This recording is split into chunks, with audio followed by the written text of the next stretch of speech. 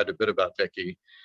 She has nearly 40 years of experience, and when I looked over the CV, you can't think of something she hasn't done that's so well matched with the kind of profound challenges we're facing. She joined the Forest Service in 2010. Before that, having worked, I think maybe 26 years in the state of Washington, several years in Arizona. She worked with the Forest Service on private and state forests and in particular wildfire issues.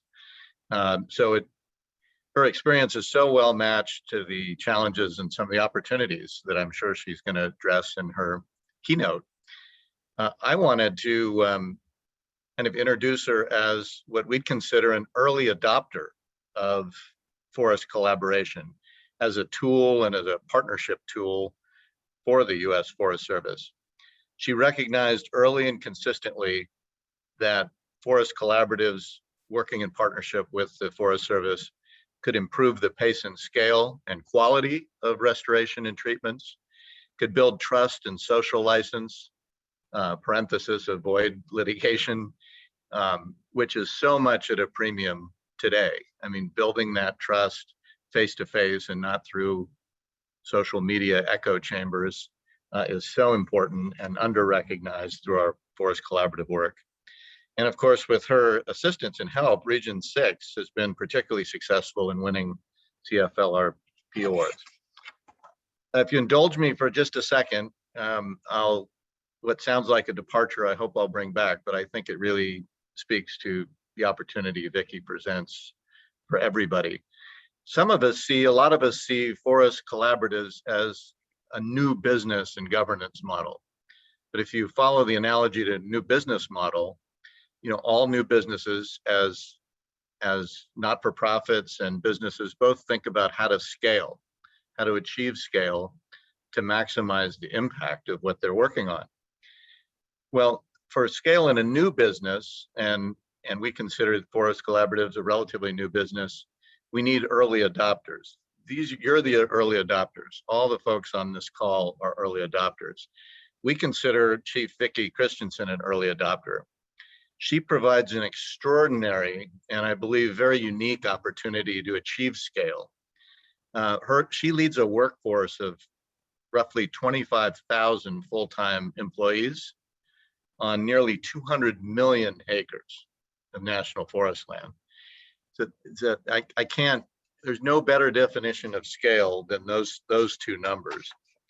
Her leadership comes at a time of profound challenge, and with that challenge, opportunities. We're all aware of the challenges facing us with climate change, the critical role of national forests in helping to avoid, mitigate, adapt to those climate change, the challenges it presents us. Obviously, wildfire has come to the fore, and as I mentioned, social polarization. So we are just simply very lucky to count on Chief Vicki Christiansen to help guide us through these profound challenges. And we are excited to work with her and for the Forest Service to work with the collaboratives as a way to mediate these changes. We can help mediate those changes as we interact with all the stakeholders in these special places. Thank you, Chief Christiansen. We look forward to your comments. Wow, thanks so much, Greg. Really great words and context. And good morning, everyone. It's just a real privilege to be joining you today. And thank you. And thank you so much for the invitation. I think you all know our mission at the Forest Service is to sustain the health, diversity, and productivity of the nation's forests and grasslands to meet the needs of present and future generations. And I think you also know that the forests that we directly manage, the national forest system lands, are primarily in the headwaters and at the higher elevations, but a lot of forest land is certainly at the lower elevations in other ownerships, state, county, municipal, tribal, other federal and certainly private forest landowners. So we all share landscapes and all of the challenges and the opportunities that come with them. And none of us can do it alone, and we certainly are all in this together. You know, it's tremendously important to get together on occasions like this because we can achieve our conservation goals really only through partnerships and collaboration. And I salute you for taking an intentional moment to be in community with one another, to network, to share stories, to do your breakouts, to learn from mistakes, and to empower one another to continue on this great journey of collaboration, because you truly are the early adopters that have made so much tremendous progress. You know, and today's workshop is especially near and dear to my heart because this is the kind of work in these same places that all of you are from that I dreamed about as a little girl growing up in rural Olalla, Washington.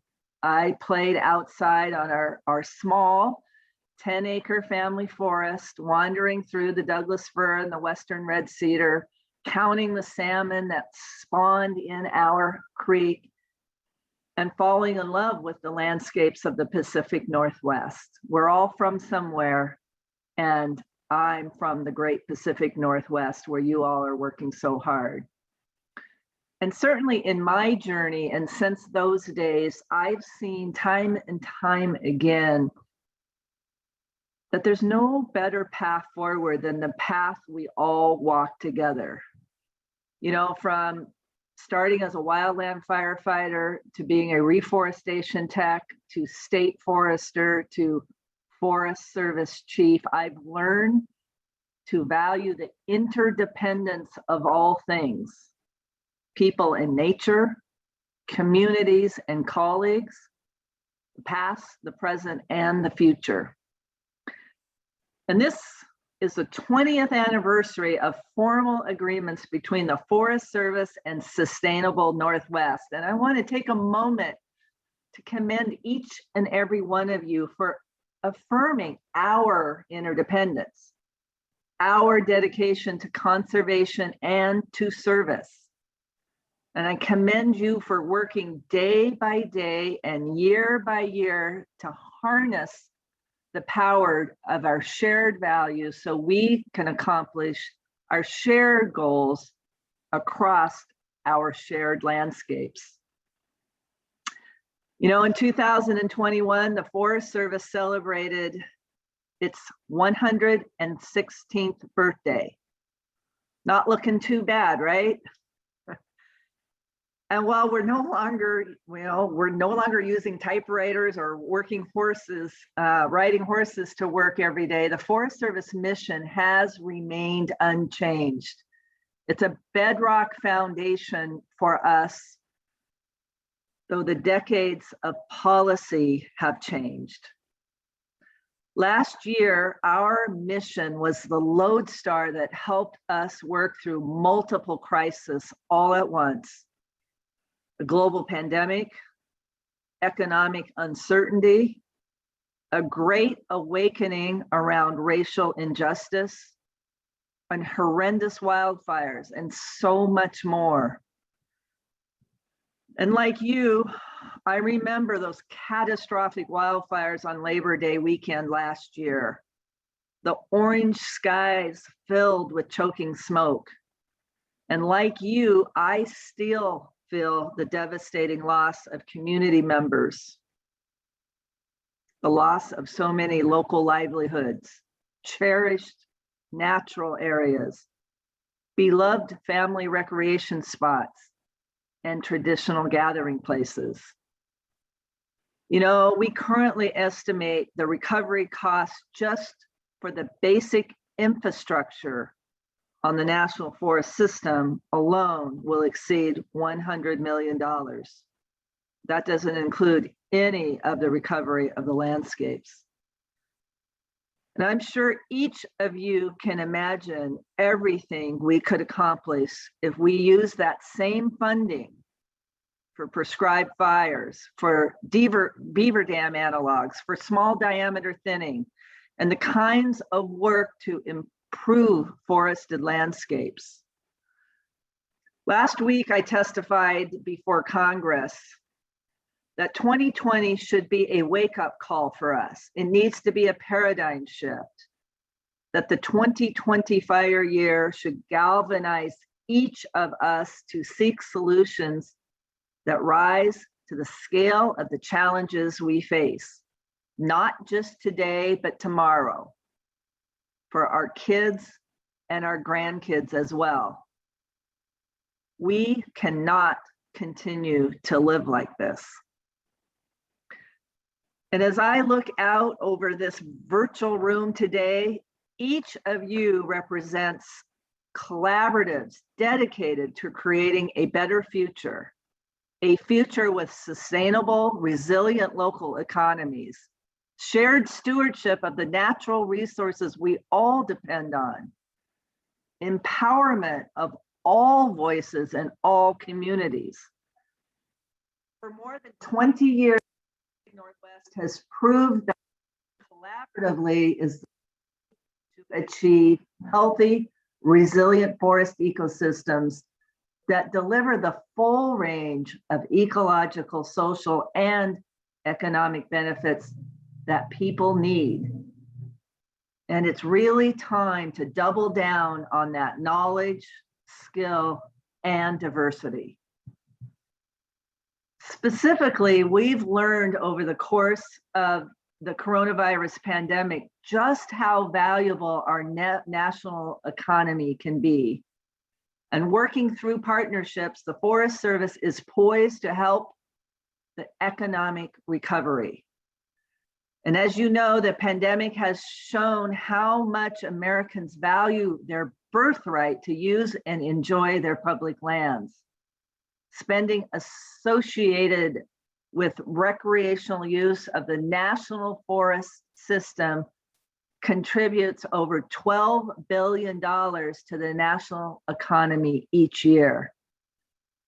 And that can help to stimulate economic recovery by providing jobs, especially in rural areas where our sources of economic opportunity might be few. We are also using new opportunities under the Great America Outdoors Act to offer rural jobs through projects to rebuild our infrastructure. In addition, we invest hundreds of millions of dollars each year in fuels and forest health treatments to improve forest conditions. And as you know, our activities include restoration work across landscapes to regain the ecological function and reduce the risks of damage to forests and surrounding communities from wildfires, insects and disease, and a changing climate. And our stewardship work across shared landscapes, especially in collaboration with partners like you, achieves outcomes we all want based on values we all share. More, it really just adds stimulus to our local, regional, and our national economies year after year. Every dollar spent has an economic multiplier effect, especially in rural communities. To sum it up, improving forest and grassland conditions aligns with multiple national priorities for the Forest Service. For economic recovery, spending creates new jobs and economic opportunities, stimulating our economic recovery. For example, CFLRP project activities nationally support over 5,400 jobs on average each year. In tackling climate change, spending on green infrastructure makes plant and animal communities more resistant to climate-related stressors and more resilient following climate-related disturbances. And in racial equity, spending on green jobs and economic opportunities targeted at underserved communities build racial equity and environmental justice. You know, achieving our goals will take time because our nation is facing multiple crises all at once: a health crisis, an economic crisis, a global climate crisis, and a crisis of racial inequity and environmental injustice. And coping with these crises all at once will take all of us working together through partnerships and collaboration, and sticking together for the long haul, and using all the tools and authorities at our disposal: prescribed fire, mechanical thinning, good neighbor agreements, shared stewardship agreements, and so much more, but all grounded in sound science. And landscape scale improvements take time and investments in both research and projects on the ground. And science really is key.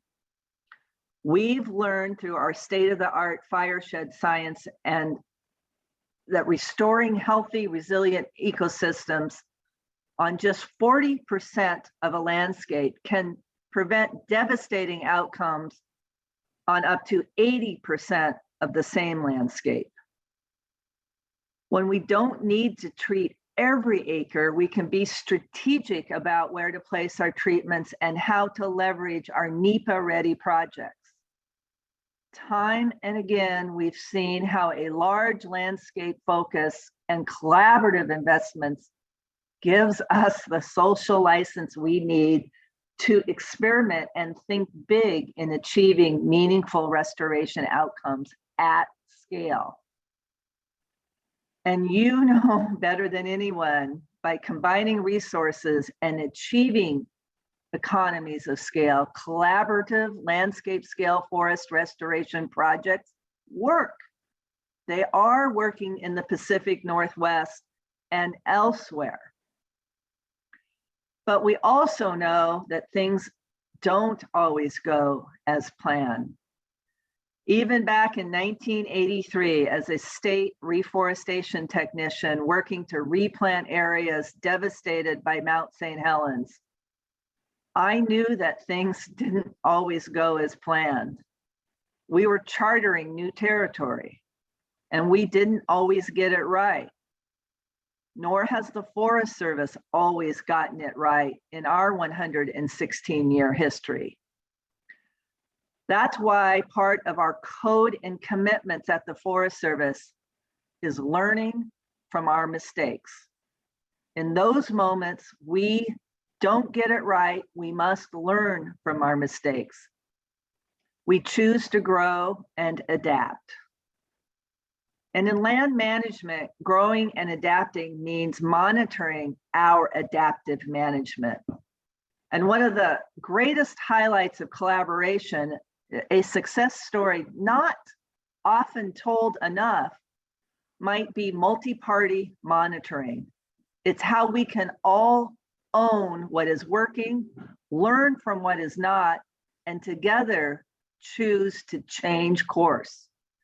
And multi-party monitoring is often how we build and sustain our trust and strengthen our relationships and resolve conflicts. Social license and social contracts are built on multi-party monitoring. Multi-party monitoring also invites all voices in, leveraging diversity in every form. It takes diversity to meet the needs of present and future generations, who are all, after all, diverse. Diversity is another core value for the Forest Service, and we are committed to diversity in all forms: people and cultures, perspectives and ideas, experience and ecosystems.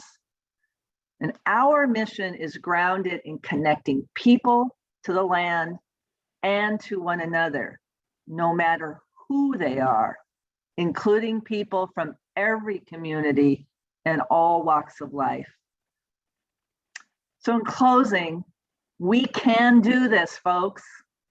We can solve the issues of our day and overcome the crisis of our time, but only if we act together. You have shown the way through the collaboration you have chosen, which is the only way forward. So thank you for your innovation, for your courage, for your ideas, and your dedication to this great shared journey that we are undertaking together. And I'm honored to undertake it right along with you, side by side. Thank you so much.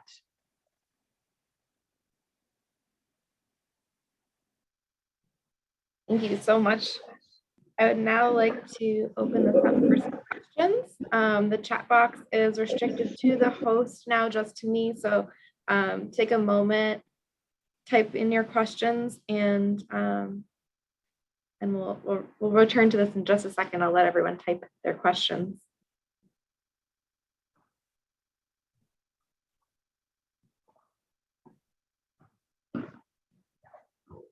But I do have some to start us out. So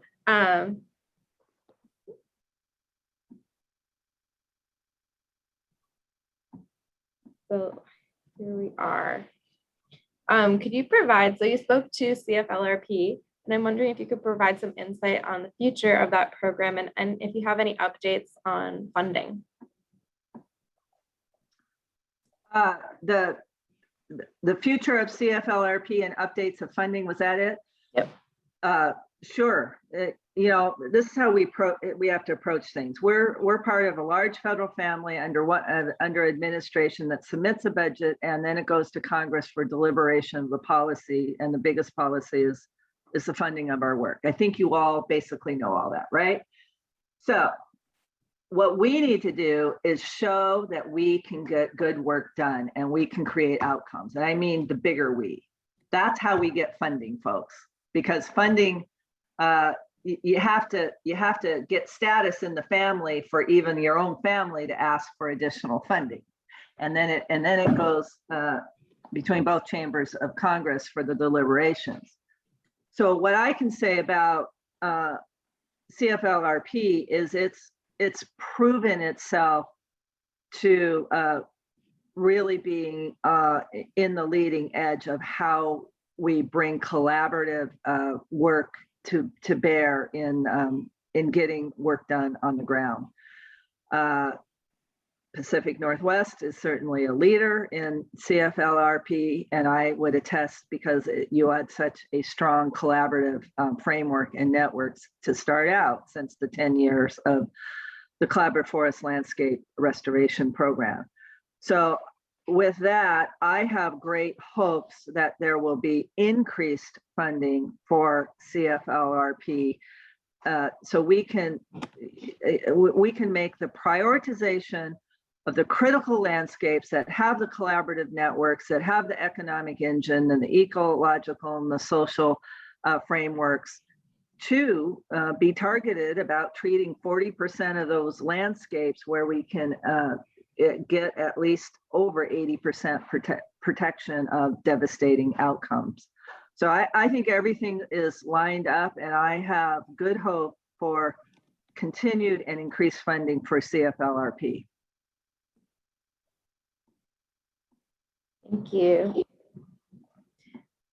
Our next question is, could you share your vision on the Forest Service trust responsibility with American Indian tribes, and specifically on tribal co-management? Well, the Forest Service, I mean, yeah, you can call it my vision, but it's more than my vision. It's our commitment, it's our duty to very much be, acknowledge the trust responsibilities and the consultation as sovereign nations, and our responsibility to do that in a holistic way, not a narrow view of consultation, but the broad view of consultation and the recognition of the sovereignty of our tribal nations, and that their voices and how these lands are managed are primary to everything that we do. And along with that, that we continue to create access to the tools of entry for programming that our indigenous and tribal communities can play on these shared landscapes, whether it's 638 contracting, Tribal Forest Protection Act, using traditional knowledge in some of the Western science knowledge on, there's so much to learn and to really make ourselves available to with our tribal partners. So we have a lot of room to improve and to grow. And, just as my comment said, we haven't always got it right, but what we do with that learning is what is most important.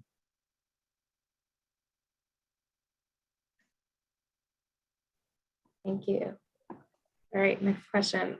Can you speak to how priorities and targets might be changing or staying the same under this new administration? Yeah, sure. The priorities of this administration are very clear, and I maybe didn't spell them out specifically, but I said them all in my opening remarks. And first and foremost, it's controlling this pandemic, because this nation, we can't really move forward till we get on top of the pandemic. Second is economic recovery. Third is tackling climate change, and fourth is improving racial equity and improving racial equity. And so, we're going to be measuring the outcome, more of the outcomes. We hope to shift away from targets, specific output-based targets, to more outcomes. That is the model that shared stewardship was set up to be.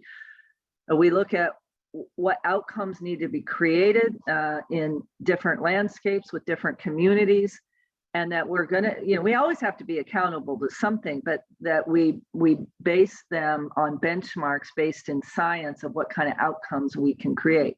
That isn't going to happen overnight.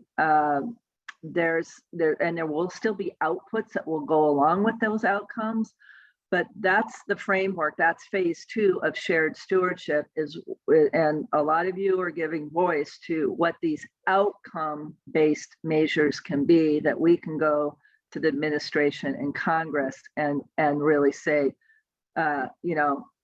it's not necessarily the number of acres or the number of watersheds or the number of board feet delivered. It's what are we doing for the economy, for the environment, and for the social construct of our nation based on outcomes. So there's some work ahead. I'm not saying we're going to turn on a dime, but we have a really good framework in this administration to head and point ourselves that way. Thank you. Okay, next question. I realize you are talking a lot, so if you need a break, just let me know and I'll. Well, I can't see the questions. Are they coming in someplace to you? Yep, they're coming directly to me. Oh, I see. All right. So the next question up is, what will be the future of shared stewardship? There's a clear need for a partnership to meet large landscape restoration needs. How will the Forest Service provide opportunities for partners to work with national forests to accelerate the pace, scale, and quality of restoration? Yeah, I think there's a little bit more to that question that I think I'm going to try to address, but I'm not sure. I'm not sure who's asking it, but the future of shared stewardship is strong. This administration has given a strong signal. They don't often adopt, things that were adopted from the previous administration when the parties change. But Secretary Vilsack has given strong affirmation to shared stewardship that it's an evolution. You know, in his first term, it was an all land strategy that he brought forward, and we're just maturing that. And shared stewardship is not whatsoever to take away the place-based collaborative work that, you know, many of you work at. It's to try to find that space between setting priorities at a national level. You know, if you only look at the 193 million acres of national forest system lands spread across 43 different states, it's not a one size fits all. But we have a scale mismatch as well, right? We've got to at least up our game a little bit to say, how are we going to prioritize work? What is the most important work? And the priorities in Arkansas are different than the priorities of Oregon, and they're different than the priorities of South Dakota. So, you know, the shared stewardship model, I'll be really frank, is sort of about, well, three things. One, it was a way to say without a doubt from the highest leadership levels of what is expected of our own selves in the Forest Service, how we work, that we don't work just in these silos of a national forest, that we have to work across shared landscapes. It probably comes from no surprise, given I had 30 years in state forestry, that, you know, this is a priority for me of how we work together. And so we call that the way of being part of shared stewardship. And hopefully you all are seeing a difference of, you know, we have to look outside of what our direct responsibilities and connect the dots. The second part of shared stewardship is to try to bring some common sense of science or analysis and risk analysis and modeling. And it doesn't have to be Forest Service science, and we all own science together, but, you know, how we prioritize and look together at how we prioritize based on, you know, the risk and the values and their shared values. And the third part of shared stewardship is to try to start to address, which one of our scientists, Alan Ager, who many of you know, is the scale mismatch. We've got to up our game. And so we aren't going to direct things at the national level, but, you know, trying to fund everything at the place-based level isn't necessarily prioritizing in the way we need to. And I often use, I don't know if this makes sense, but the vaccines, right? The vaccines for the pandemic. There was a prioritization of, you know, those at highest risk got the vaccine first, and, you know, all these categories.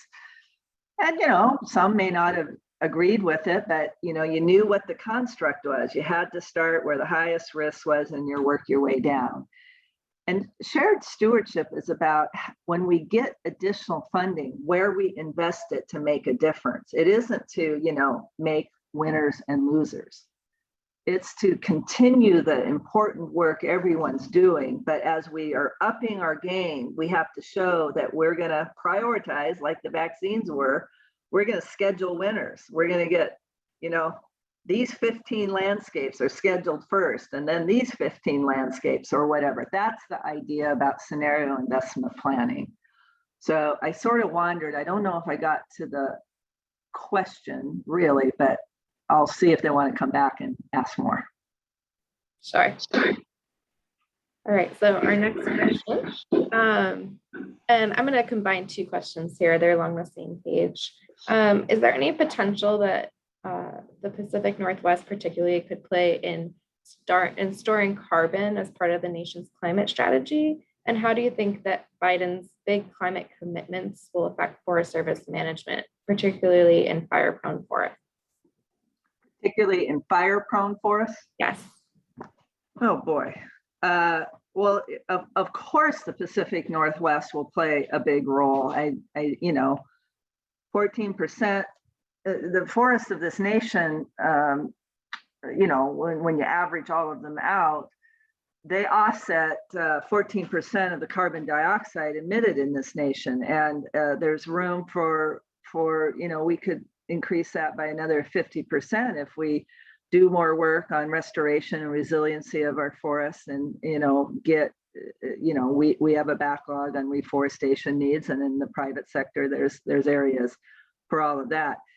And I don't have the data in front of me, but the Pacific Northwest forests are proportionally even greater carbon sinks, and that's why it's so important. We have to keep these forests healthy so they aren't subject to the catastrophic events. I mean, I know you all know that, but I'm saying it to make it very clear that the Pacific Northwest forest. So in the fire-prone forests, this isn't about another 100 years of fire exclusion. It's about getting fire back into the right balance of these landscapes that fire is a part of. And, the traditional tribal knowledge is, very clear that, for generations, the tribal people have lived with fire on the landscape, and we need to take a page out of that book. Of course, it's more complex. We have more people on the landscape. I mean, all of those things. So I talk about the fire paradox. We have to have fire as being a tool and not something that drives us. And that takes a variety of tools for us to get fire back in balance. So I probably didn't address all parts of that question. It was a complex one. Remind me if I didn't get to some of it. Yeah, I'll just jump in. If you could speak to how carbon storage here fits into the forest management strategy. Well, we need to get after our backlog of reforestation. That's a funding issue. And we've got to create more resilience in our forests so it can withstand these major stressors of fire and insects and disease. I mean, I know I'm being too simple.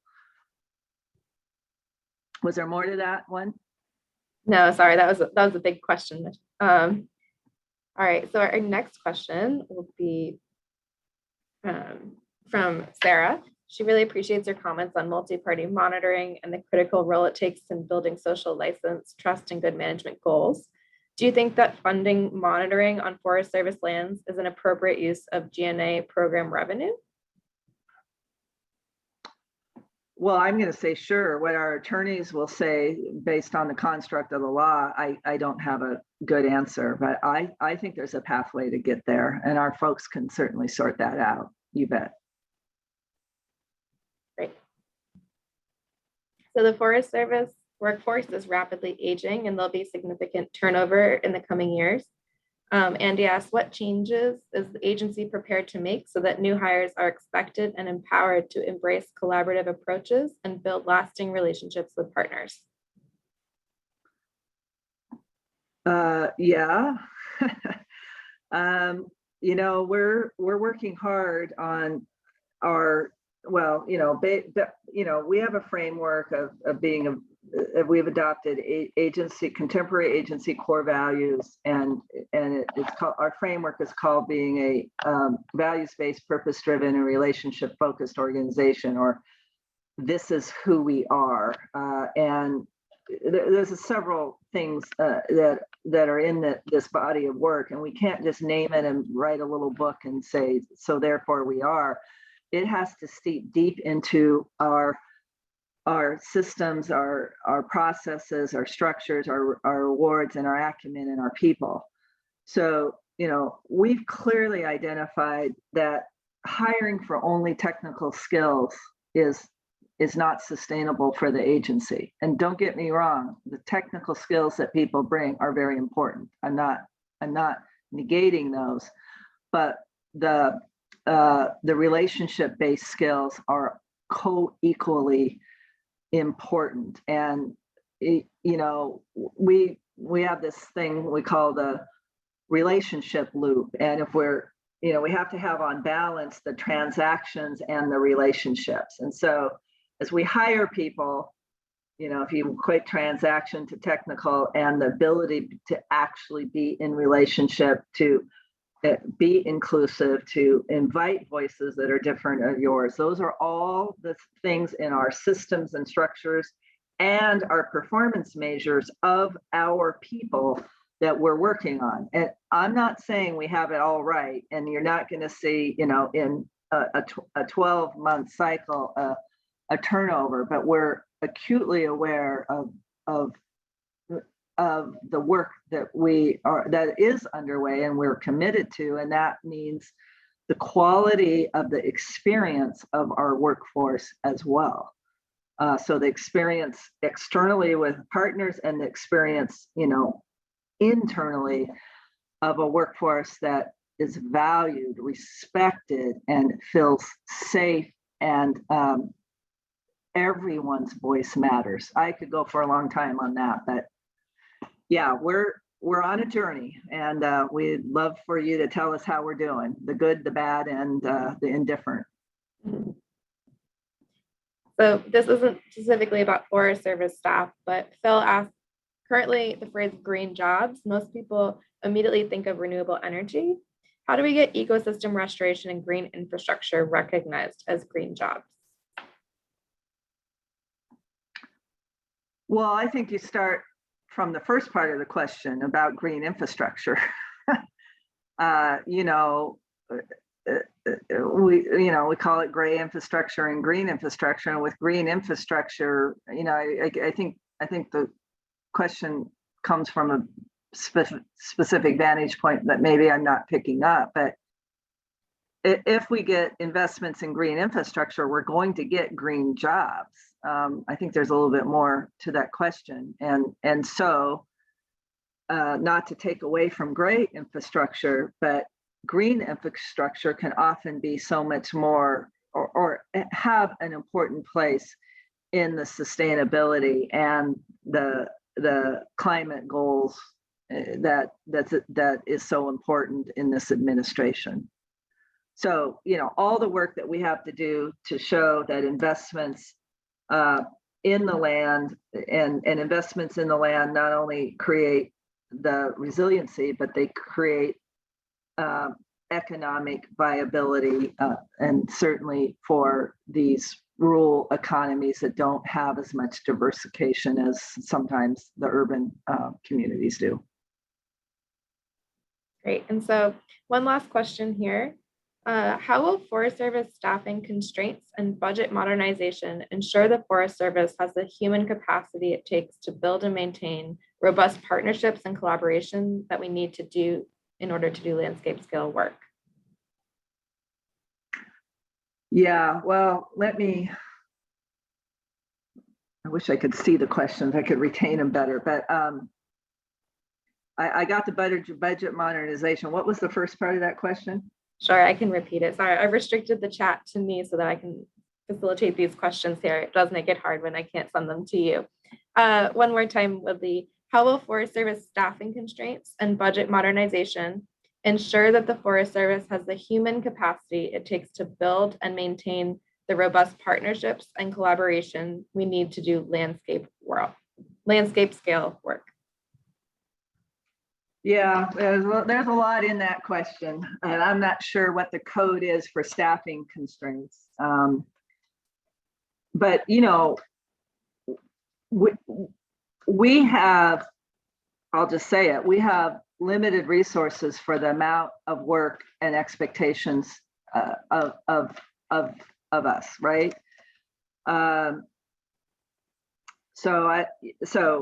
Yeah, we're making choices and trade-offs all over the place. And a part of the fire funding fix, everybody thinks that budget modernization has taken all this money away. It hasn't, people. It has not taken all the money away.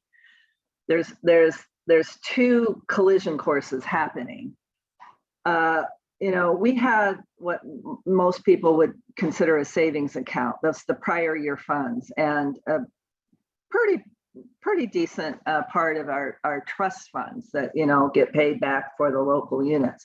As part of fire funding fix by Congress and the administration, we needed to spend down those savings dollars, right? Because they look and they say, you have all this money. What do you say you don't have the money? Okay, so now that reckoning has happened, and we happen to have a new budget construct that was also a part of fire funding fix, because Congress said, we cannot see where your money goes. When we give you $1 for X, you take all this money on what you call your cost pools, and we can't see where that dollar goes on the ground. We need to fund your staffing and expenses so that that's what you need, and then we can see where the dollars go.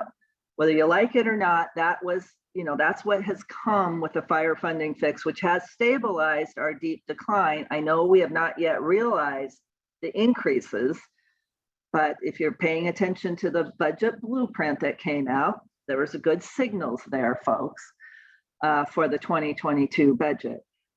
So with that, then, I think the question is, how do we prioritize our choices between a partnership coordinator and a critical archaeologist, between collaborative funding we can get to the community versus an engineer that's going to be able to help us get the Great America's Outdoors Act on the ground? I mean, I think that's the part of the key question. When you have limited dollars, the question is, Chief, how you're prioritizing the people part with the trade-offs of the other part. And I can tell you, it's a function of where the best investment is for the trade-off that we're going to get. And just like we invest in science for the future, we have to invest in relationships for the future. So I do leave most of that up to our regional foresters and their regional leadership teams, because they can read and prioritize the needs of how they're going to get the work done both now and in the future. But I want to acknowledge it's very much is an important part of capacity. When we say shared stewardship, we have to think about the capacity for all of us to do it.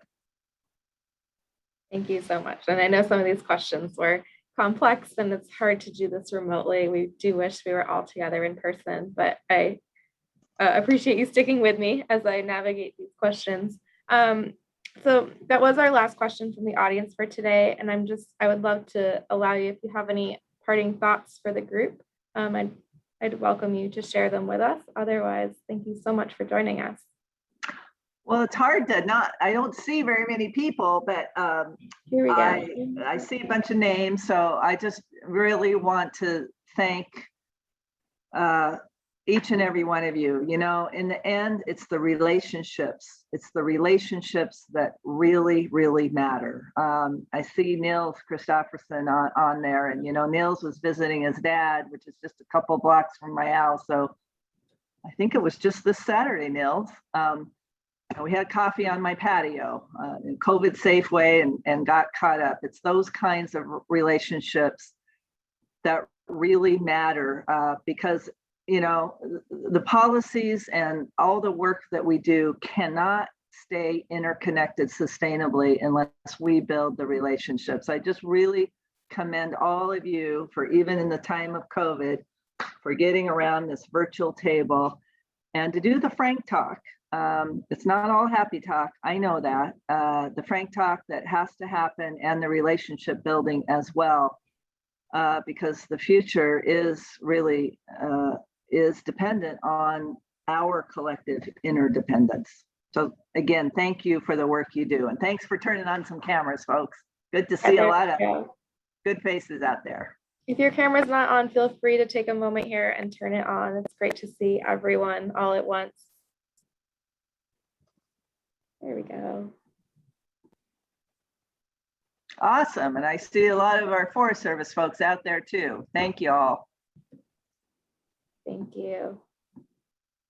So, and I can't tell you how much feedback I got in the chat. Just thanking you, Chief, for your participation here and your comments and thoughts. So I wish you could have seen it all. This is still a learning curve, these virtual events for myself. And again, I look forward to having you all in person next year. So with that, we will be taking a break between now and our regional update.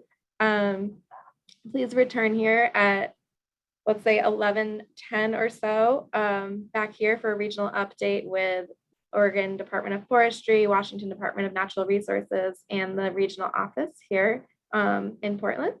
Let's see, Trent is going to join us with a puppy. So if anyone needs some puppy content, look to Trent Seeger right now. Always fun. I will open the chat up to everyone. I won't restrict it to host anymore if you want to chat amongst yourselves. And I'll also leave the option open for breakout rooms. If you want to jump back in and spend some time talking to one another, this is your time to socialize. So we'll see you back at 11:10. Thank you so much, Chief Christiansen, for joining us again.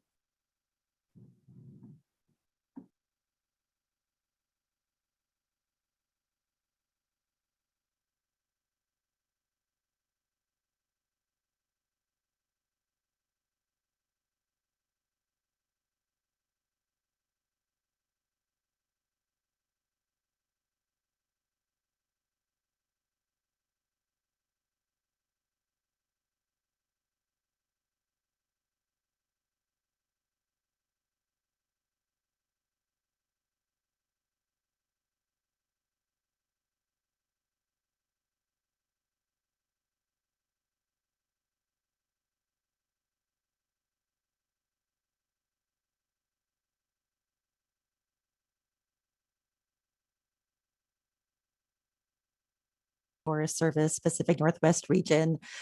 As the regional partnership coordinator, I'm based in the Office of Communications and Community Engagement. And Sally and the event team asked for me to focus on 3 primary themes in providing an update on behalf of our region. And those are related to forest plan revision and tribal consultation. And I know that the chief touched on that in her remarks in the Q&A. Budget modernization and our budget structure. Likewise, I know that came up earlier this morning. And an update on the status and future of the Collaborative Forest Landscape Restoration Program. So what I should reiterate right off the bat is that there's a whole team of folks in our regional office and beyond who helped inform these remarks, who are really the subject matter experts. So if there is a question that I'm unable to answer, I will make sure to track those and follow up with Sally so that we can get those comments or responses to you. And also, I really invite my Forest Service colleagues, many of whom are on the line, to chime in, clarify, course correct, and help provide key information to all of you. And just as an anecdote, we were remarking in our breakout this morning, there's a lot of Forest Service folks at this event. I think a silver lining of this being virtual is that many of us are able to participate. So it's great to see so many of my colleagues here. So starting with forest plan revision. So I'll begin with the status of the Blue Mountain Forest Plan. So as many of you know, there was a decision made in 2018 to withdraw forest plans that at that point had been drafted for the Umatilla, the Malheur, and the Wallowa-Whitman National Forests. That was partly in response to several objections relating to access and travel management, impacts of plan decisions on local communities, the aquatic and riparian conservation strategy, and beyond. And there was not found to be a violation of law, regulation, or policy, but a determination by our acting deputy chief at the time that the plans were not coherent enough and particularly did not adequately account for the unique social and economic needs of the communities that they would be impacting. So following that determination, the Forest Service supported the work of the Blues Environmental Council.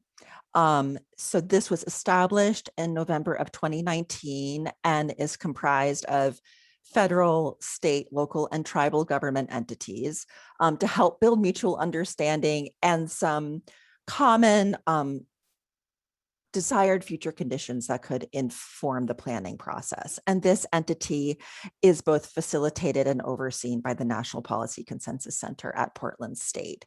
So from the Forest Service perspective, the most likely path forward is to use this process as a basis for a proposed forest plan that would be shared for public comment approximately in 2022.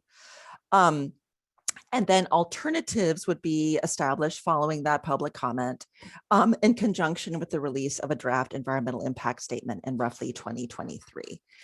So there's an acknowledgement that engagement of the Blues Environmental Council is unusual in our planning process and doesn't supplant how we are required to engage tribes, the public, in official consultation. Really, the goal is to get on the same page, establish some common understanding, inform a more clearly written and cohesive draft environmental impact statement that really reflects the current social and economic conditions of needs of communities in the Blue Mountains. The Umatilla, Burns Paiute, and Nez Perce tribes have been active participants in the Intergovernmental Council, and the agency really values and acknowledges the substantial time commitment that both our partners and the tribes have invested in this process.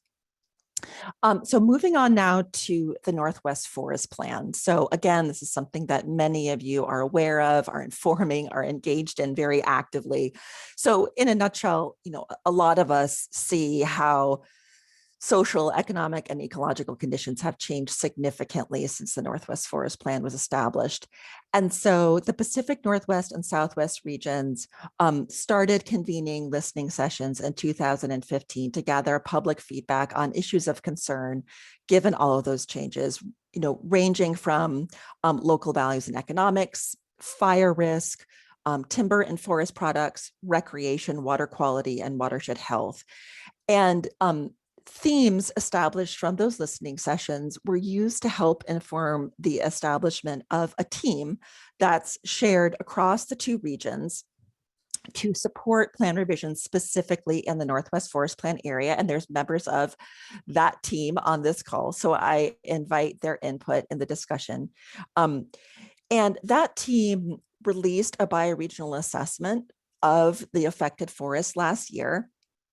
And one key outcome of that assessment was identifying a need to restore fire's natural role in the frequent fire-dependent ecosystems, particularly in the Eastern Cascades and Klamath Mountains. And so based on that, an initial focus may be, pending a decision from the chief, to focus on a cohort of Northern California units, as well as the Rogue River Siskiyou National Forest in a beginning phase of planning. So just to be clear, the chief has not yet given the green light for planning to advance in those landscapes. However, the team that I mentioned is starting to prepare for the assessment phase of planning should we receive the green light to do so.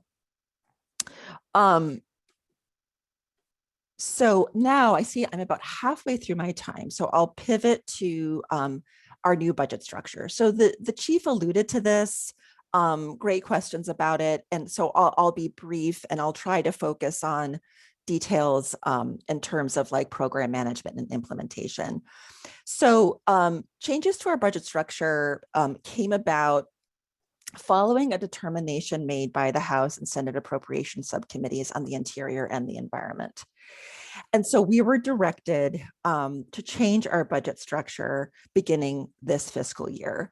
And a big driver of that change was a determination made, as the chief mentioned, to more clearly distinguish between funding our people, so salary and expenses, and funding our programming, so that Congress could have a clearer sense of where money was going, how it was being used, as the chief mentioned, particularly related to fire management on the landscape. And so beginning this fiscal year, we have 4 primary line items in our budget. So those are base salary and expenses to cover the appropriation for all of our employees. The second is facility costs, information management like IT, and other administrative support and functional services. And so, for me as a partnership coordinator, what this change in structure has caused me to think about is how can I better both tie the partnership programming that I'm involved in to our agency's priorities, to our region's priorities, how can we more clearly communicate both those contributions and strategic investments, as the chief said, to really inform, our current budget processes as well as out-year planning. So that kind of transparency, making clear ties to priorities is definitely a reality for those of us who are working in partnerships and collaboration. How am I doing, Sally? Maybe 2 minutes left? Am I on track? Sure, you're doing great. Okay. So finally, related to the Collaborative Forest Landscape Restoration Program, I was really encouraged to hear the chief's optimism about continued support for that program, although it's pending. But for those of you who may not be familiar with the program, CFLRP was established in 2009 and was reauthorized in the 2018 Farm Bill. And basically in that reauthorization, the secretary may request up to $80 million annually through 2023, fiscal year 2023. Any one project may request up to $4 million, and each region may request up to 2 projects, with each individual project having a 10-year maximum time span, with 10 projects occurring nationally. So I realize that's a lot of numbers. Happy to follow up in the Q&A. So the current status is we do not yet know what level of appropriation CFLRP will receive in our next fiscal year, which begins in October. We do expect a detailed president's budget request in May. So we may learn more at that point, and it's ultimately up to Congress to determine those appropriations. So, prior to the reauthorization of the Farm Bill, we were not limited to just 2 projects per region. And so the 3 CFLRPs in our region that were first selected in 2012 include the Northeast Washington Forest Vision on the Colville, the Southern Blues Restoration Coalition on the Malheur, and Lakeview Stewardship on the Fremont-Waineema National Forest. So these have reached their 10-year approved funding plans, but those projects are still required to implement 5 years of monitoring. And these projects may apply for an extension, which are due to our regional office by April 30th. And we, in turn, submit those proposals to our Washington, D.C. office on May 28th. So Region 6 also has one 2010 CFLRP project that was approved for extension in our 2020 fiscal year, if and when we receive funding from Congress, and that is the Deschutes Collaborative Forest Project, which may come back online in our next fiscal year, which begins in October. Ending on a positive note, I think it's extremely exciting that the Northern Blues CFLRP, which was developed in partnership with the Umatilla and Walla-Whitman National Forest, was the one project that was awarded $2.7 million in our current fiscal year. So I think that's really a testament to the great work that's occurring in this region, to the track record of, thank you for the party emoji, Trent, for the track record of all of your success, particularly in the Blue Mountains. And I find that very inspiring. And I know it's been a huge boost to a lot of Forest Service staff to see the leadership of our partners in the collaboratives. So also in 2020, the Secretary of Agriculture approved an additional set of new projects that could be implemented again if and when Congress approves funding in our next fiscal year. So those include the North Central Washington CFLRP on the Okanagan-Wenatchee, the Rogue River CFLRP on the Rogue River Siskiyou National Forest, and the Northeast Washington Selkirks on the Colville.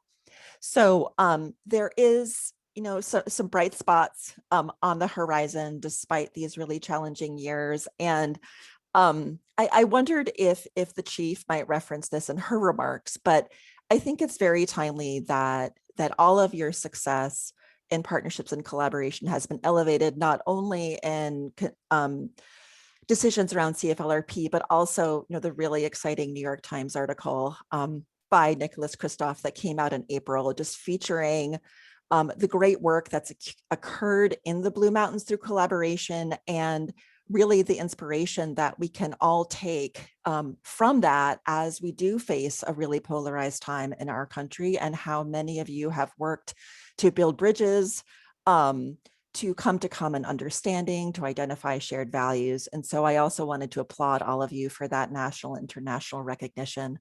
And with that, I'm sure I'm at my time, if not over my time. So thanks so much, Sally. Of course, thank you so much. The timing is loose, so that's okay. Okay. Are there any questions for Nicola? If you have any, please put them in the chat now. And I also welcome other thoughts from my Forest Service colleagues on points I might have missed.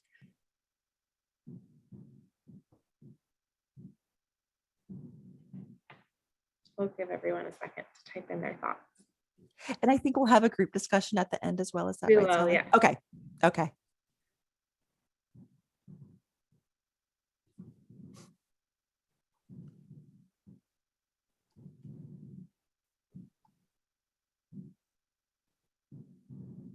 So I don't see questions popping in now. And so Okay. I would like to sort of just punt it until the very end. Sounds good. Let's see. I'm sorry. We have one from Trent now. Okay. Can you share the new RO emphasis on tribes with a new position on strategic planning? Yes. So I am looking to see if we have some folks from our regional leadership on the line who can speak to that. But it is really exciting to see new capacity coming into our resource planning and monitoring staff, specifically around tribal consultation and tribal engagement, which is really an emphasis both of what we're required to do under forest planning, but also of this administration. And I don't know if Heather is still on the line, who can inform me about whether we're able to announce who will be in that position.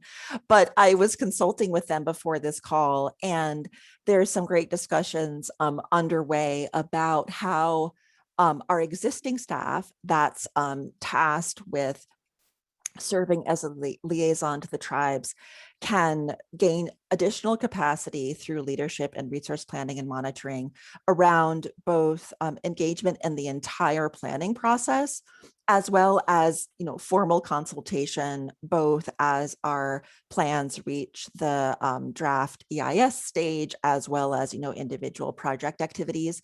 And I would also say that as someone who works in partnership and collaboration,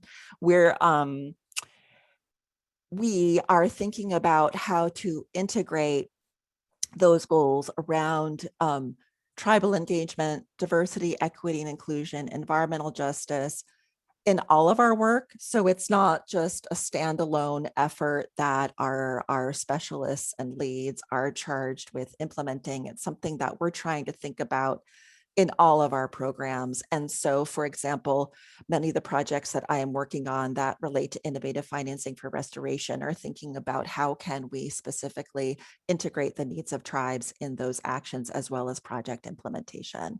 So Trent, I realize that's kind of squishy because we have some very recent decisions made in our region about how that will be staffed, but I'll be sure to provide more details once that's all officially announced. Thanks, Nicola. We'll do one more question just to keep us on time, and then we'll open up for others. But Phil's wondering if you could comment on when forest planning for the next forest in line after the Blues Forest might commence. Oh, yes. So I reached out to folks who are in charge of Northwest Forest Plan modernization to get some clarity on that. And my understanding, and Carrie, I would love for you to weigh in, is all of that is pending a decision from the chief. But Carrie, if I might put you on the spot as a member of the Northwest Forest Plan modernization team to make sure that is correct, I'd love to verify that. I think we're in a wait and see mode, but do you agree, Carrie? Yes, I'm outside, so sorry about That's the fine. wind. Yeah, so we are in a wait and see mode about that first cohort for forest plan revision, because it does have to come from the chief of the Forest Service. So we are doing some internal preparation, getting data sets, ready, doing background information gathering, but the official forest assessments and any of that won't come until we get word from the chief. So we're doing as much as we can to make those processes happen smoothly without really initiating anything. And keeping in mind, right, that the first cohort under the Northwest Forest Planning or connected to the Northwest Forest Plan, right, those are all the forests that also have lands outside of the Northwest Forest Plan. This is just the first cohort. So we're also doing a lot of thinking about how to make things consistent that need to be consistent between all of those forest plans from the Mendocino all the way up to the Mount Baker Snoqualmie. So. Thanks, Carrie. Thanks so much. So we are going to keep this moving on. Thanks, Nicola, so much for your update. And we'll move Thanks, on everyone. to Alex. Alex works in the Federal Forest Restoration Program at ODF. And I've asked him here to give you, a roughly 10-15 minute update as well. And there'll be questions and answers after that. Fantastic. Well, thank you, Sally, Sustainable Northwest, and everyone for the opportunity to be here with you today and share just briefly where Oregon Department of Forestry is, and specifically the Federal Forest Restoration Program. 2020 was a record year on a number of fronts for Oregon and the nation. With COVID and our record fire season, Oregon Department of Forestry is a fire militia, and so when we have large fire events, everyone kind of pitches in and helps. And so we're still recovering from that.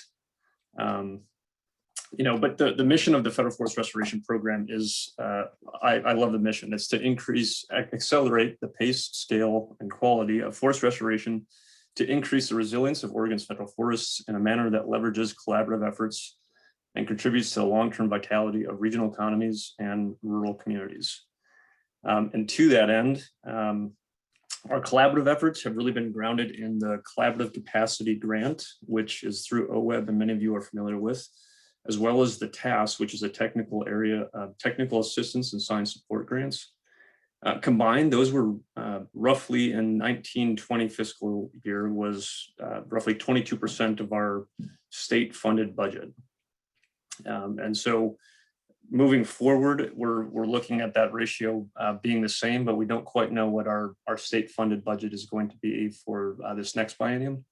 But whatever it is, we're planning on fully investing in those collaborative capacity grants.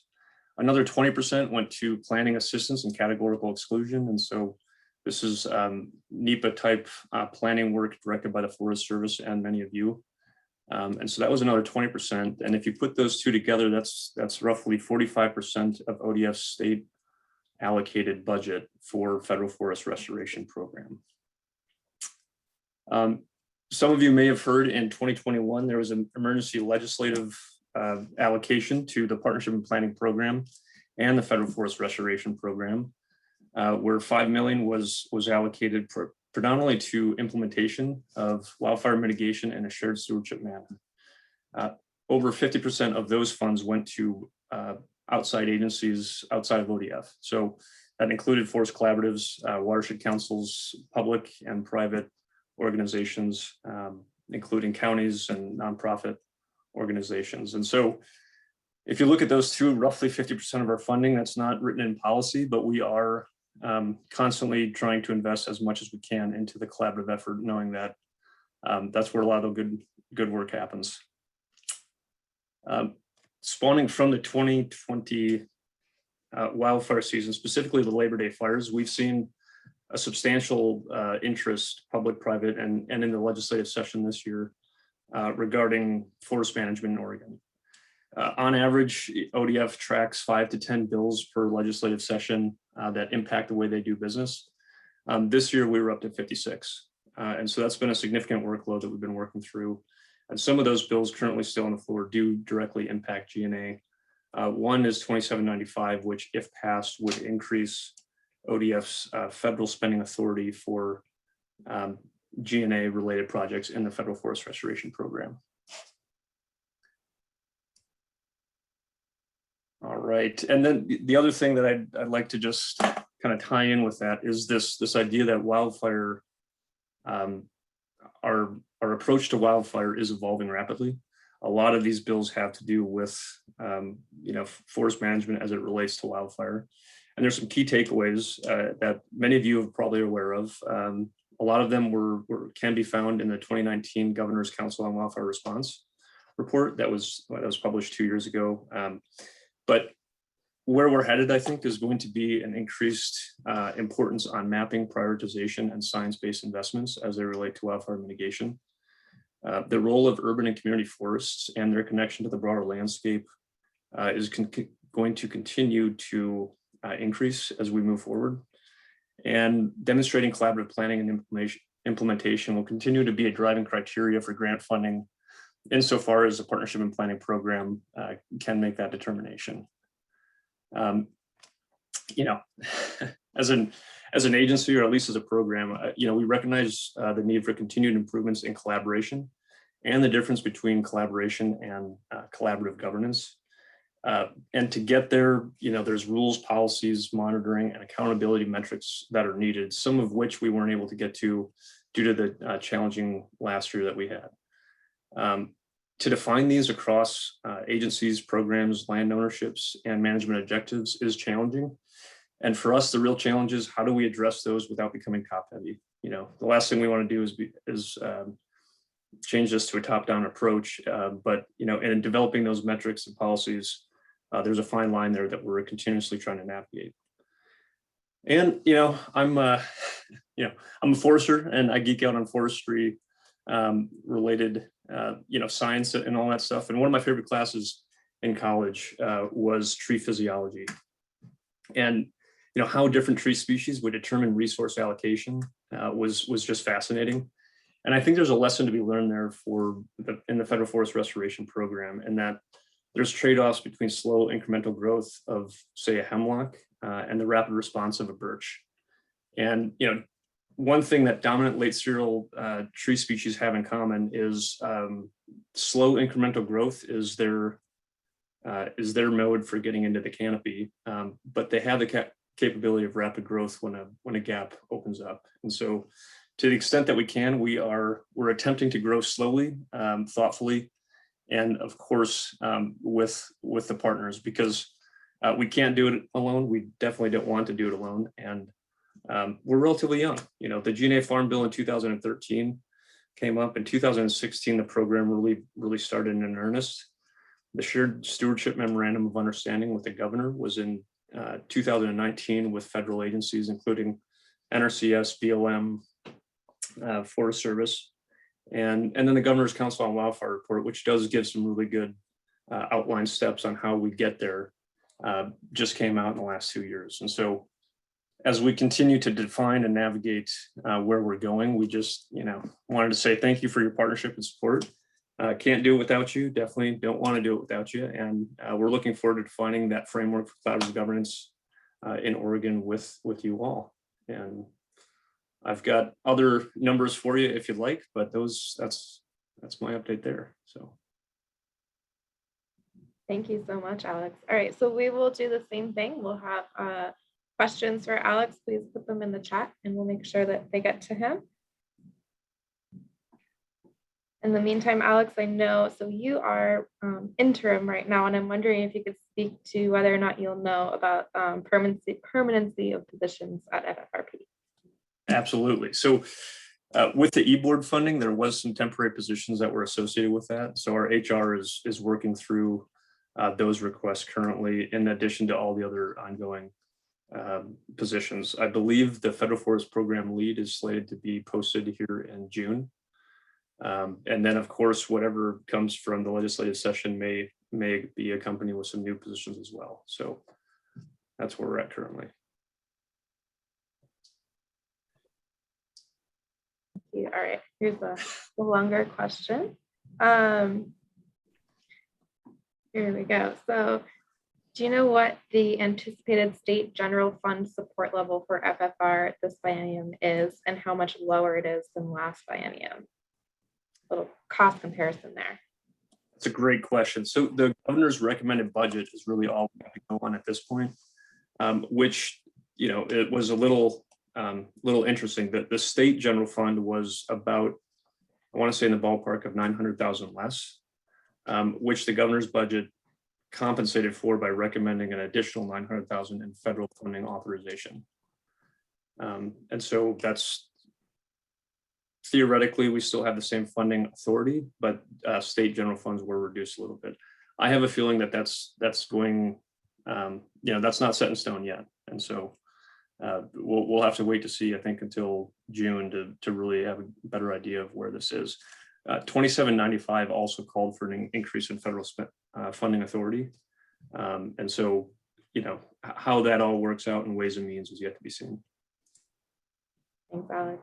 All right, so that will be the questions for now, and we can again open them up afterwards, but we're just going to keep the ball rolling here.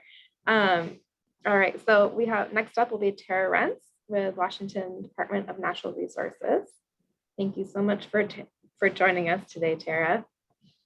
Awesome. It's a pleasure to be here. Thank you for having me. I'm pretty jazzed to see all the great folks who are on the call today, and I'm really interested to say hello to some of you for the very first time.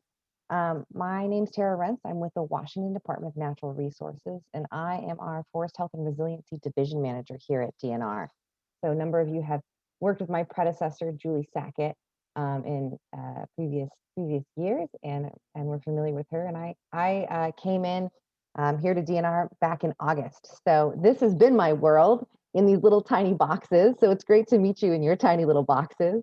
And hopefully eventually that will change and I'll be able to see at least some of you in normal human form in the future. So we're pretty excited about our work here in the division. And for those of you that aren't fully aware of what we do in the Forest Health and Resiliency Division, it's still a very new subunit here at DNR. And our collective programs are the ones that are thinking not just about the health and resiliency of our forests, but the health and resiliency of our communities. So we have all of our planning and science and monitoring work for forest health, which many of you are interacting with those teams. We also have our federal lands work through Good Neighbor Authority efforts, and our private lands, landowner assistance forestry, our urban community forestry, our community resiliency programs for fuels mitigation and preparedness, and also the agency's new prescribed fire program. So there's a lot happening underneath our shop that many of you interact with us in different forms on. And to that end, one of the things I really love about DNR right now is I feel like this agency really does recognize the importance of working with our partners, especially our forest collaboratives, not just through lip service, but actually in our planning and in our agreements and our implementation strategies. And in 2019, much like in Oregon, we signed our shared stewardship MOU with the Department of Fish and Wildlife here in Washington and the US Forest Service. And a big shout out to Sherry Copeland, who's also on the call today, for her work in that. And that effort really laid our formal foundation for future collaboration and future work, building on the history that the state has already had doing those sorts of partnership efforts. And it really formally brings us into that space of trying to operate under a big tent mindset. And I think that's first and foremost a really fundamental concept when working through partner organizations and through our forest collaboratives and through the work here at the state. And to that end, our 2020 action plan was released in October of last year, and that builds upon our 20-year forest health strategic plan. And in both of those, we do specifically call out the important role of forest collaboratives in helping to deliver that work. These planning documents are shared Washington-wide strategies that are more than just DNR's goals and objectives alone, but are intended to be reflective of the priorities of the state. And many of you had a role in helping shape those, and I really appreciate that work. But through those documents, through those plans, we have dedicated within our shop at least one of our environmental planners to work directly with each of the existing forest collaboratives. And Amy Ramsey is one of our amazing planners. She's here on the call as well. I know is speaking with you all a little bit later. But our planners try and be present in the forest collaboratives throughout the state, to be an active participant and be a seat at the table, and try and bring our needs and our values in that space, and hear what each of you have to say about the resource needs in that given area, so that we can better engage those through our tools and mechanisms that we have through DNR. A big part of that, there was a clear ask a couple of years ago for some increased support. And as many of you are aware of, the legislature helped us stand up a competitive grant program in support of the work of the forest collaboratives here in Washington, to deliver not just on the collaboratives goals, but on our goals in these strategic plans as well. Today actually is the deadline for applications for our latest round of building partnership grants. And so if you haven't gotten yours in yet, you definitely should scramble and try and get that in by the end of the day, so we can kind of help get some of that collaborative funding out on the ground. I think it's important because it's not just a recognition of the work that has to be done, but it's also a recognition about the fact that we need more people in these spaces of planning and coordination, in these capacity building roles, and those capacity efforts are really really important and foundational to us, because there is, Alex mentioned a lot as well. There's a lot of work to be done throughout this state. And the more coordinated we are in some of these efforts, and the more that we can try and find those commonalities to start moving some of our shared objectives, the better we'll be as we're facing some of these would seem like continuously unprecedented environmental conditions that we're operating under for all of our various ecological and community-based objectives that we have. And so all of that kind of comes to a head in the item that I know a number of you, particularly here in Washington, are interested in, which is our wildfire and forest health funding legislation, HB 1168, that is a large, comprehensive bill. I'm happy, excited, and nervous to say that as of yesterday, all of the amendments that it had passed the House, it had passed the Senate. The amendments in the Senate were all accepted and ratified by the House again. And so it's in its final stages, waiting for governor's signature. And then that bill will be real. So we're on the home stretch for that. And I know a number of you had played a big role in helping to push that through the system. But the pieces and parts in there is it provides a pathway for sustainable funding for our forest health and resiliency work, in addition to wildfire preparedness efforts. And I'm really excited about that, because with it comes right now in both the House and the Senate bills here in Washington, in our budget bills, is $125 million currently written in both of those draft budget bills for DNR to try and implement 1168 in that legislation. And there continues to be funding for some of those capacity grants. There continues to be funding for direct investments and work on our federal lands. There's a lot of work in there to stand up that is going to require coordination with our partners and with the broader community here in the state.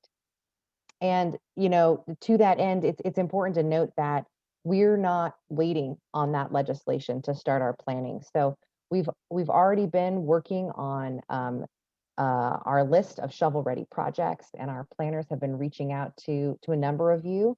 And if you haven't been tagged yet, you're going to be soon, probably, about what our resource management objectives are for the upcoming year, and what sort of things that we can put on the landscape as quickly as possible, so that we can really utilize these funds, both through capacity opportunities, and through pass-through opportunities, and through standing up projects directly, be they forest health projects or community resiliency-based projects, science and research monitoring, direct treatment, you name it. We've got things in there that can help address some of that work. In addition to that, we've got our Good Neighbor Authority program, as Alex had mentioned, down in Oregon, and that program has set some pretty clear targets and objectives for the upcoming biennium based on the 5-year plans, working closely with the forest. And I really have to thank those of you who are with a specific forest right now, and how closely you work with our teams on these Good Neighbor Authority projects and trying to get that work done.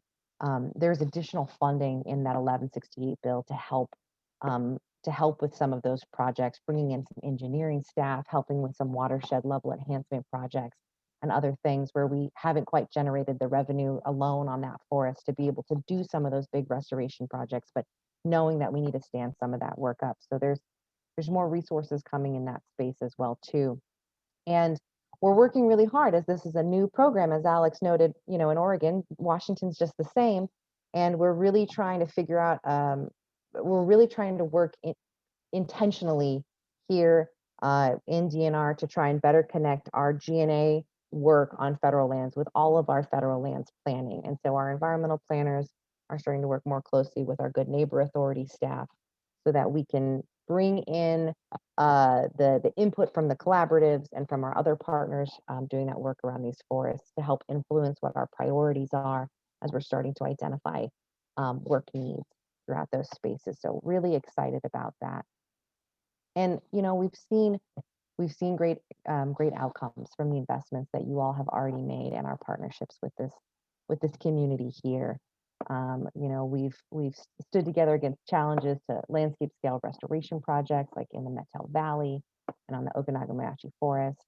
And we've been, working with education on community prescribed fire and living within our wildland urban interfaces in Leavenworth Echo with the Thumbstick Wildfire Stewardship Coalition. And so there's just a lot of ways in which the people sitting on this call today and this community has really helped achieve and move forward the objectives in our plans that DNR couldn't do alone. And so I really appreciate all of that work here today.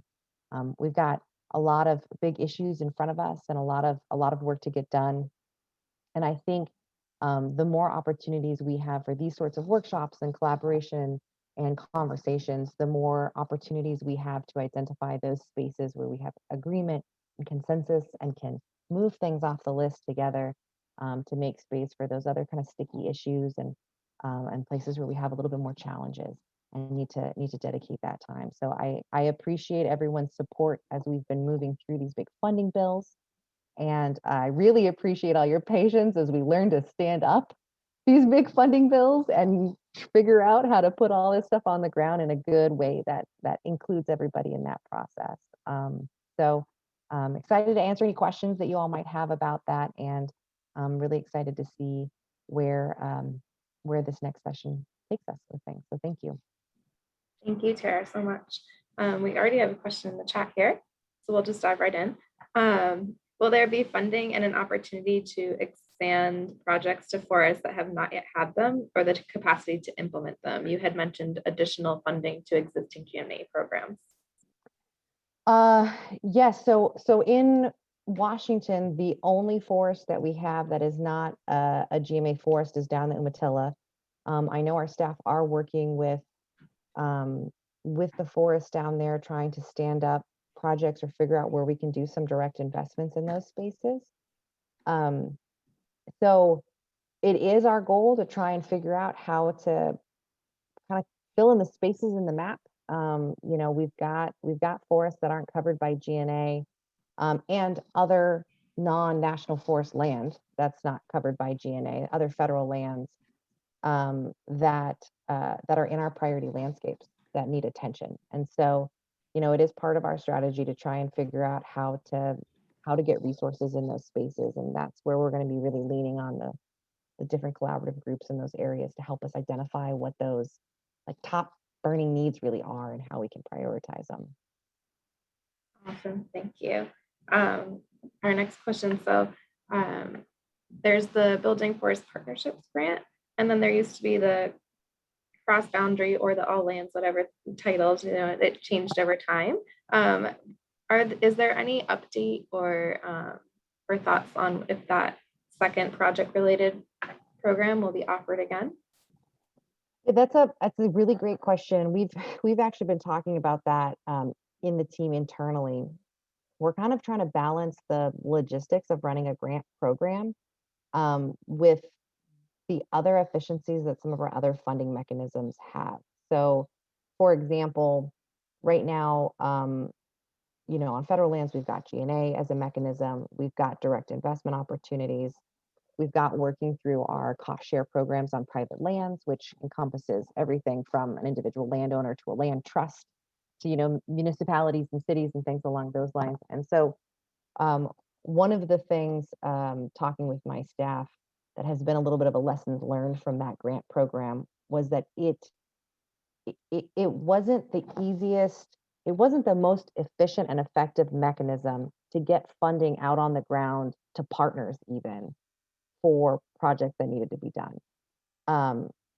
Now, there's a lot of new funds coming to us, and we have to figure out the right ways to distribute those and get those out the door. And we haven't landed on the specific mechanisms for doing that, which program some of these things will pass through. That's an existing grant program. It's there. It's a tool for us, but kind of like I said, through practice, we've kind of figured out that that may not be the best way to get resources to all of your programs or on the ground to do some of the work. So we're kind of working through this, learning as we go.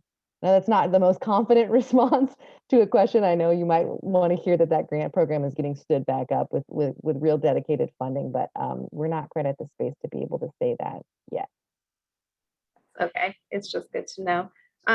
There's another question about the wildfire bill. Could you talk a little bit about the mechanisms that you're using to fund that? Yeah, so the long game is that we're hoping to have a dedicated funding source to fund that bill. The short game is surprisingly, Washington is doing fairly well budget-wise, and so the funding that is currently under discussion that may be coming to DNR if those budget bills pass is all general fund state funded, and so it's not through a dedicated funding source. Pros about that, like it's ready to go. Cons about that, it means we've got to come back in another biennium and ask for continued resources or find a dedicated funding source. So that piece is still up in the air. The legislature made a conscientious decision to separate the policy components and establishment of the account from the specifics around a dedicated funding mechanism, so that one didn't hang up the other. So we've taken the first step towards a dedicated funding source, but we still have to take that next step with it too. Makes sense. Thank you. So I would like to invite Alex and Nicola to join us again. Just turn your videos on and come back into the room here. And if there are any lingering questions from the audience to any of our panelists, now would be your chance to ask them. Or panelists, if you have any parting thoughts that you want to share after hearing some of these questions and others speak, you're welcome to jump in as well. Well, one thing I can offer, Sally, is Heather. Great, you're on camera. I was going to invite Heather to share a more specific update related to our growing capacity around tribal engagement. So yeah, take it away, Heather. Hi, everyone. I'm sorry I couldn't get myself off camera earlier to join in the timely way, so my apologies, or on camera. So yes, just wanted to address the question that came up regarding the additional capacity and tribal engagements that we're taking on in Region 6. And absolutely, it's important to let you all know that Richard Pearman, the forest supervisor of the Mount Hood, has been assigned to the regional office as our regional tribal strategist. So Richard started this new role on April 11th, and will continue in this and really at the strategic level. So we'll be thinking about how to develop strategic approaches to improving tribal relationships, specifically government to government consultations in support of the consultation efforts now occurring in the region. So working very closely with our All Lands Program Manager, our state liaisons, our forest supervisors, and state agencies to engage with tribes and shared stewardship efforts in both Oregon and in Washington. So just wanted to provide that. It is new for us, and it's something that we're looking forward to, and we'll continue to iron that out as over the next couple of weeks as well, but wanted to let you all know about that. Thank you. Thank you, Heather. So Tara, we have a question from Amber. Could conservation finance be a possible solution for dedicated funding? Conservation finance has come up in our initial discussions. To be completely transparent, when we made the decision to decouple a permanent funding source from the policy bill, we paused on a lot of our strategizing on a dedicated funding source back in January, February, and have not fully picked it back up yet. We were getting through one hurdle at a time. But yes, that innovative financing has come up as a possible area, and I know some of our staff and our policy team have been exploring that among other possibilities as a solution for dedicated funding.